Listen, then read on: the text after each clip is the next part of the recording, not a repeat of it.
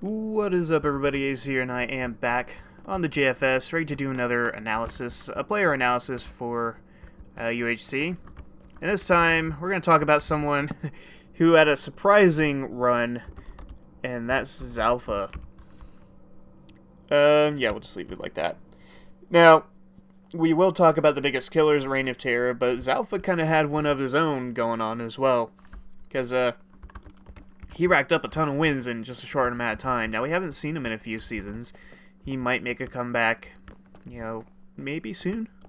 Maybe we'll see him for Season 30. Season 30 might be the kind of UHC where we see some people kind of come out of nowhere, come out of retirement, so to speak. So, who knows? But yeah, so he debuted in Season 14, I'm pretty sure.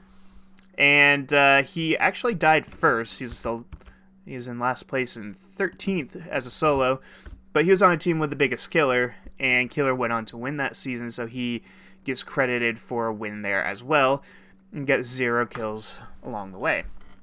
Season 15 was not much better, actually slightly worse.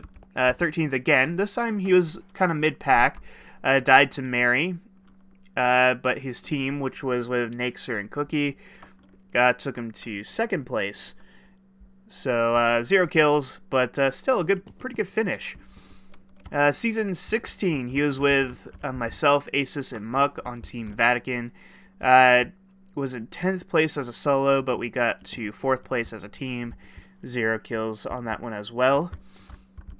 Season 17, though, is where he pops off. Let me get rid of this text. Okay. Season 17, he is first place with 1 kill. He was on Team Frixzy World with Joda and Dennis, and he was the only one who could stop me.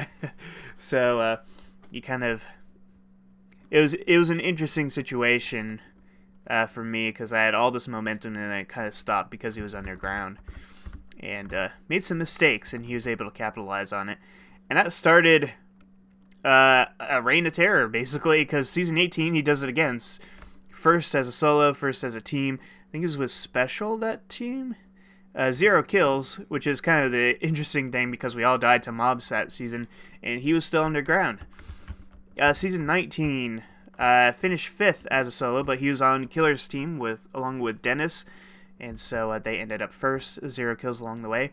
He was in combat in this one, as well as 16 and 15, so 14 is kind of the outlier so far. And I think it's the outlier in general. Season 20, there were only 2 teams, so you could only be first or second. He was tied first with all the other people who were on Naxer's team that didn't die. So you could say that he was technically first. And he was first on the team, got 0 kills along the way. Season 21, he died 7th. He did die to a skeleton, but he was in combat right beforehand. I think he preferred to die to mobs than players that season. And team finish was 3rd, thanks to Jad Murdoch. 0 kills along the way there. Let me just calculate that. Yeah, he just survived Naxer and Muck. He just outlived them. So, season 22, he was on a team with Boo and Hollywood. 11th place finish. 4th as a team. They really only outlived Weather during that one, if I remember correctly. Yes. So, 0 kills along the way there. But he died in combat again. Free for All, Season 23. Died to Naxer. Almost killed him. Finished 4th in that one, 0 kills. There's a bit of a trend there, because, well, not much of a trend, because it was only back-to-back seasons where he almost had kills. Season 24, tied for first. He's outlasted all their teams with his teammates, Killer and Dennis. And team finished first. They won that season. 0 kills along the way, although he could have gotten 2 if Killer didn't take them from him. I think these are the only 2 seasons where he almost got a kill, but it got taken away. So yeah, pretty short group of seasons here, but very surprisingly strong. Because you look down here, only 1 kill, and that was Season 17 on me. And that kind of kicked off our kind of pseudo-rivalry which I actually have my book in here. I was going to use this for my my own player analysis, but I do have Zhalpha on this list. Yeah, so Zhalpha and I are only 0-1 on the kill sheet. Oh, I used to have the special, the way he counted the rivalry, because I kind of said that we got a rivalry going, kind of out of a,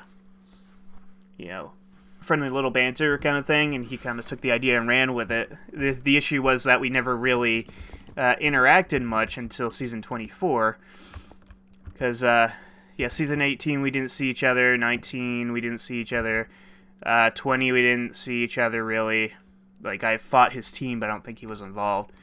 21 we didn't see each other. 22 we could have fought, but he ran away from me, and he actually ran towards Dennis instead of dying to me. Season 23 we didn't see each other. 24 I fought him a little bit, but he again backed off to Killer and Dennis, which was smart. So we didn't really have much interaction as a rivalry, so it kind of didn't work out in that case. But he does have the 1 kill on me, 0 kills everywhere else, and yet he has 6 wins, which is the second most number of wins out of everybody. He's only behind Killer. Now, Boo, Dennis, and there was one other person who has 5 wins. Let me check real quick. Naxer. They are at 5 wins, so they could easily, catch and or pass him pretty soon. But yeah, he had 4 in a row here: 17, 18, 19, and 20. So he had a pretty crazy season, and his first and final win are on his first and final seasons, both 10 seasons apart, which is kind of neat. Now, this is pretty cool. Average team finish is a 2.1. Now, I don't count season 23 because it's a free-for-all and thus there's no teams. So that's out of 9 seasons. But a 2.1 is better than everybody. If you remember the leaderboard coming into the end of series 3, going into season 29, like, his career record, his career average is better than all of our series records. So we gotta step it up a little bit. But yeah, 2.1. If I added season 10, I think it was like 2.3 if I included season 10 or season 23. So but solo finish is a 6.7, which, if I remember on the leaderboard, I think he would only be ahead of, Joda, maybe? I don't remember. But it's pretty stark contrast, because like I said, he's got 13th here, 13th here, 10th here, and then he's got a 7th here, and then a couple 4th place finishes, and a 5th place finish here. So he's either like first, tied for first, or he's had a couple decent runs and then a couple bad runs that kind of bring this number down, but it's kind of average for a solo. So pretty crazy. And it kind of just goes to show, like, he's got 1 kill and 6 wins. Killer has 38 kills and 7 wins. So, it kind of goes to show that you don't have to be the most deadly to be the winningest person on the team, or one of the winningest people in UHC. You just have to be on the right team, because here he was with Killer. Here he was with Dennis. Season 18, he just really outlived everybody. Season 19, he was with Killer and Dennis. Season 20, he was with Naxer's team. Season 24, Killer and Dennis again.